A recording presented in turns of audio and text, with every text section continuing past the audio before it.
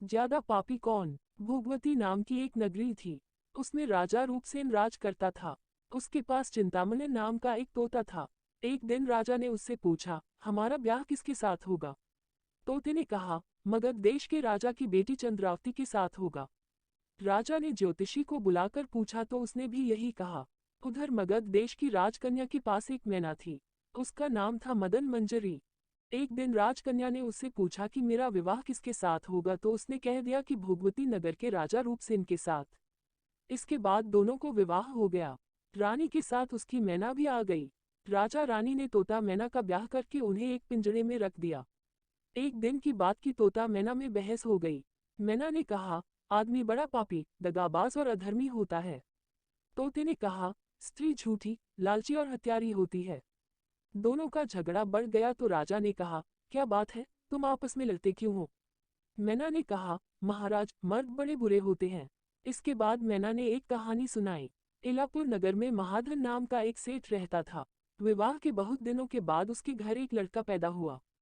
सेठ ने उसका बड़ी अच्छी तरह से लालन पालन किया, पर लड़का बड़ा होकर जुआ खेलने लगा। इस बीच सेठ मर गया। लड़के ने अपना सारा धन जुए में खो दिया। जब पास में कुछ न बचा तो वह नगर छोड़कर चंद्रपुरी नामक नगरी में जा पहुंचा। वहां हेमगुप्त नाम का साहूकार रहता था। उसके पास जाकर उसने अपने पिता का परिचय दिया और कहा कि मैं जहाज लेकर सौदागरी करने गया था। माल बेचा, धन कमाया, लेकिन लौटते में समुद्र में ऐसा तूफान आया कि जहाज डूब गया और मैं जैसे तैसे बचकर यहाँ आ गया। उस सेठ के एक लड़की थी रत्नावती। सेठ को बड़ी खुशी हुई कि घर बैठे इतना अच्छा लड़का मिल गया। उसने उस लड़के को अपने घर में रख लिया और कुछ दिन बाद अपनी लड़की से उसका ब्याह कर दिया। दोनों वहीं रहने लगे। अंत में एक दिन वहां से विदा हुए। सेठ ने बहुत सा धन दिया और एक दासी को उनके साथ भेज दिया। रास्ते में एक जंगल पड़ता था। वहां आकर लड़के ने स्त्री से कहा, यहाँ बहुत डर है, तुम अपने गहने उतारकर मेरी कमर में बांध दो। लड़की ने ऐसा ही किया। इसके बाद लड़के ने कहारों को धन देकर डोले को वापस करा दिया और दासी को मारकर कुएं में डाल दिया। फिर स्त्री को भी कुएं में पटक कर आगे बढ़ गया। स्त्री रोने लगी। एक मुसाफिर उधर जा रहा था। जंगल में रोने की आवाज सुनकर वह वहां आया, उसे कुएं से निकालकर उसके घर पहुंचा दिया। स्त्री ने घर जाकर माँ बाप से कह दिया कि रास्ते में चोरों ने हमारे गहने छीन लिए और दासी को मारकर मुझे कुएं में धकेलकर भाग गए।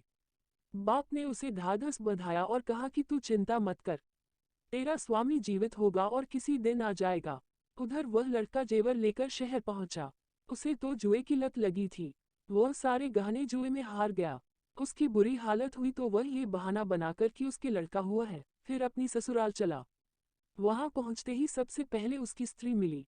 वह बड़ी खुश हुई। उसने पति से कहा, आप कोई चिंता न करें, मैंने यहाँ आकर दूसरी ही बात कही है। जो कहा था वह उसने बता दिया। सेठ अपने जमाई से मिलकर बड़े प्रसन्न हुए और उन्होंने उसे बड़ी अच्छी तरह से घर में रखा। कुछ दिन बाद एक रोज जब वह लड़की गहने पहने सो रही थी, उसने चुपचाप छुरी से उसे मार डाला और उसके गहने लेकर चंपत हो गया। मैना बोली, महाराज, ये सब मैंने अपनी आंखों से देखा। ऐसा पापी होता है आदमी। राजा ने तोते से कहा, अब तुम बताओ कि स्त्री क्यों बुरी होती है। इस पर तोते ने ये कहानी सुनाई। कंचनपुर में सागरदत्त नाम का एक सेठ रहता था। उसके श्रीदत्त नाम का एक लड़का था। वहां से कुछ दूर पर एक और नगर था, श्री विजयपुर। उसमें सोमदत्त नाम का सेठ रहता था। उसके एक लड़की थी, वह श्रीदत्त को ब्याही थी। ब्याह के बाद श्रीदत्त व्यापार करने परदेश चला गया। 12 बरस हो गए और वह न आया तो जयश्री व्याकुल होने लगी। एक दिन वह अपनी अटारी पर खड़ी थी कि एक आदमी उसे दिखाई दिया। उसे देखते ही वह उस पर मोहित हो गई।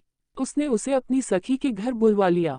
रात होते ही वह उस सखी के घर चली जाती और रात भर वहां रहकर दिन निकलने से पहले ही लौट आती। इस तरह बहुत दिन बीत गए। इस बीच एक दिन उसका पति परदेश से लौट आया। स्त्री बड़ी दुखी हुई, अब वह क्या करे। पति हारा थका था। जल्दी ही उसकी आंख लग गई और स्त्री उठकर अपने दोस्त के पास चल दी। रास्ते में एक चोर खड़ा था। वह देखने लगा कि स्त्री कहाँ जाती है। धीरे धीरे वह सहेली के मकान पर पहुंची। चोर भी पीछे पीछे गया।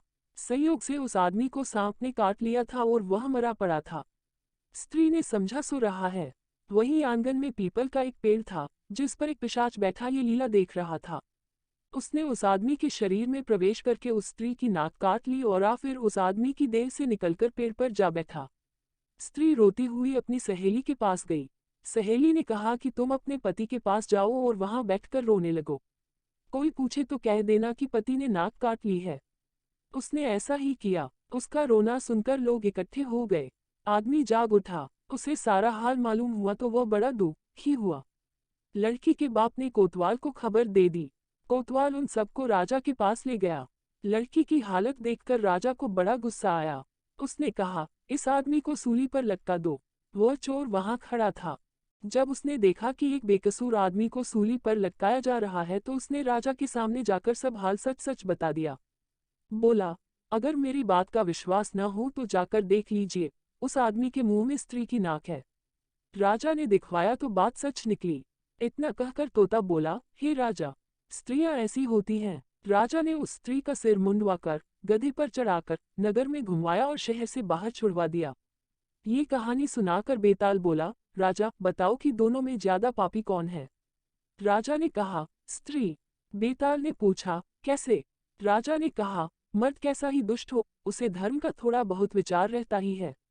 स्त्री को नहीं रहता, इसलिए वह अधिक पापिन है। राजा के इतना कहते ही बेताल फिर पेड़ पर जा लटका। राजा लौटकर गया और उसे पकड़ कर लाया। रास्ते में बेताल ने 5वीं कहानी सुनाई।